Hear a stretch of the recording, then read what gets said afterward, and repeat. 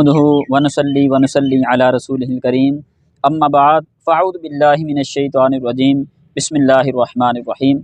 اللہ تبارک و تعالی قرآن پاک میں ارشاد فرماتا ہے الذین یؤمنون بالغیب ویقیمون الصلاۃ ومما رزقناہم ینفقون۔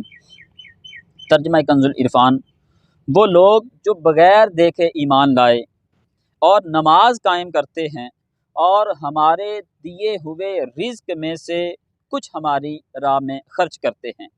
الذین یؤمنون بالغیب، وہ لوگ جو بغیر دیکھے ایمان لاتے ہیں۔ یہاں سے لے کر المفلحون تک کی 3 آیات یہ مخلص مومنین کے بارے میں ہیں جو ظاہری اور باطنی دونوں طرح سے ایمان والے ہیں۔ اس کے بعد 2 آیتیں ان لوگوں کے بارے میں ہیں جو ظاہری اور باطنی دونوں طرح سے کافر ہیں، اور اس کے بعد 13 آیتیں منافقین کے بارے میں ہیں جو کہ باطن میں کافر ہیں اور اپنے آپ کو مسلمان ظاہر کرتے ہیں۔ آیت کے اس حصے میں متقی لوگوں کا اللہ تبارک و تعالیٰ نے ایک بڑا ہی پیارا وصف بیان کیا ہے کہ متقی لوگ کون ہیں، پرہیزگار کون لوگ ہیں۔ رب فرماتا ہے کہ متقی وہ لوگ ہیں جو بغیر دیکھے ایمان لاتے ہیں، یعنی وہ ان تمام چیزوں پر ایمان لاتے ہیں جو ان کی نگاہوں سے پوشیدہ ہیں، اور نبی کریم صلی اللہ تعالی علیہ وآلہ وسلم نے ان کے بارے میں خبر دی ہے، جیسے کہ مرنے کے بعد دوبارہ زندہ ہونا۔ یعنی کتنے امور ایسے ہیں کہ ہم نے دیکھا نہیں لیکن حضور کے فرمانے پر ہم ان پر ایمان لے کے آئے۔ اب مرنے کے بعد زندہ ہونا، مرنے کے بعد زندہ کیا جائے گا، یہ حضور علیہ الصلوۃ والسلام نے فرمایا، ہم ایمان لائے۔ قیامت کو ہم نے بھرپا ہوتے دیکھا نہیں، حضور نے فرمایا، حضور علیہ الصلوۃ والسلام کے فرمانے پر ہم ایمان لائے۔ اعمال کا قیامت والے دن حساب کتاب ہوگا، ہم نے دیکھا نہیں لیکن حضور کے بتانے پر ہم ایمان لائے۔ اور اسی طرح قیامت والے دن جو ہے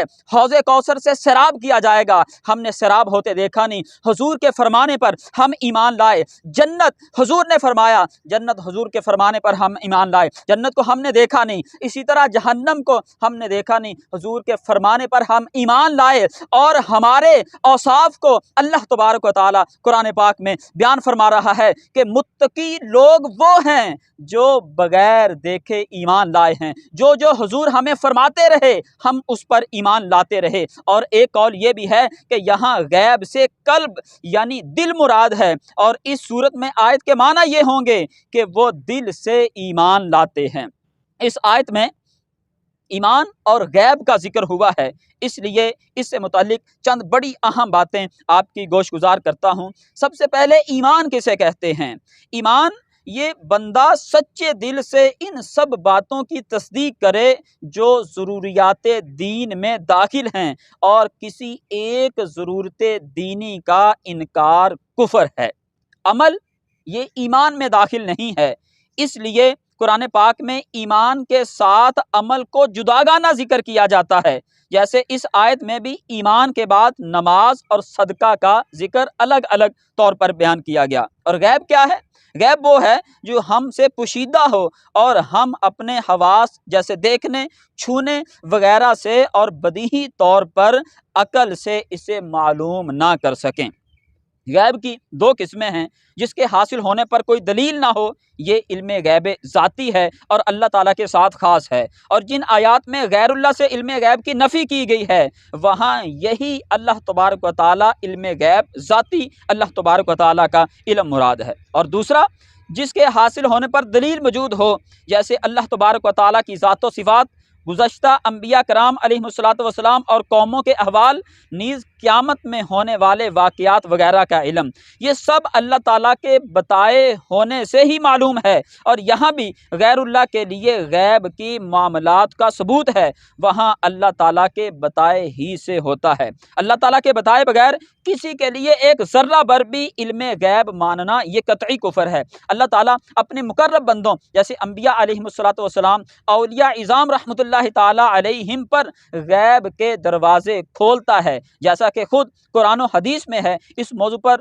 مزید جو ہے کلام سورۃ آل عمران کی آیت نمبر 179 کی تفسیر میں مذکور ہے۔ اللہ تبارک و تعالیٰ نے اس آیت کے آخر میں فرمایا وَيُقِيمُونَ الصَّلَاةَ، اور نماز قائم کرتے ہیں۔ آیت کے اس حصے میں متقی لوگوں کا دوسرا وصف جو ہے وہ بیان کیا گیا ہے کہ متقی لوگ کون ہیں۔ پہلے تو بتایا گیا متقی وہ ہیں جو اللہ تبارک و تعالیٰ پر بغیر دیکھے جو ہے اللہ تبارک و تعالیٰ کے احکامات پر، حضور علیہ الصلوۃ والسلام کے احکامات پر بغیر دیکھے ایمان لائے ہیں۔ اور دوسرا وصف متقی لوگوں کا یہ بیان کیا گیا کہ وہ نماز قائم کرتے ہیں۔ نماز قائم کرنے سے مراد یہ ہے کہ نماز کے ظاہری اور باطنی حقوق ادا کرتے ہیں۔ نماز پڑھی جائے، نماز کے ظاہری حقوق یہ ہیں کہ ہمیشہ ٹھیک وقت پر پابندی کے ساتھ نماز پڑھی جائے، اور نماز کے فرائض، سنن اور مستحبات کا خیال رکھا جائے، اور تمام مفسدات و مکروہات سے بچا جائے۔ جبکہ باطنی نماز کے حقوق یہ ہیں کہ آدمی دل کو غیر اللہ کے خیال سے فارغ کر کے ظاہر و باطن کے ساتھ بارگاہ حق میں متوجہ ہو، اور بارگاہ الہی میں عرض و نیاز اور مناجات میں محو ہو جائے۔ اور نماز قائم کرنے کے قرآن و حدیث میں بہت فضائل بیان کیے گئے ہیں، اور نماز چھوڑنے کی بہت وعیدیں بھی بیان کی گئی ہیں۔ اللہ تبارک و تعالیٰ قرآن پاک میں ارشاد فرماتا ہے قد افلح المؤمنون الذین هم فی صلاتہم خاشعون، ترجمہ کنز العرفان، بے شک وہ ایمان والے کامیاب ہو گئے جو اپنی نماز میں خشوع و خضوع کرنے والے ہیں۔ اور ایک جگہ اللہ تبارک و تعالیٰ ارشاد فرماتا ہے والذین هم علی صلاتہم یحافظون، اور وہ جو اپنی نمازوں کی حفاظت کرتے ہیں۔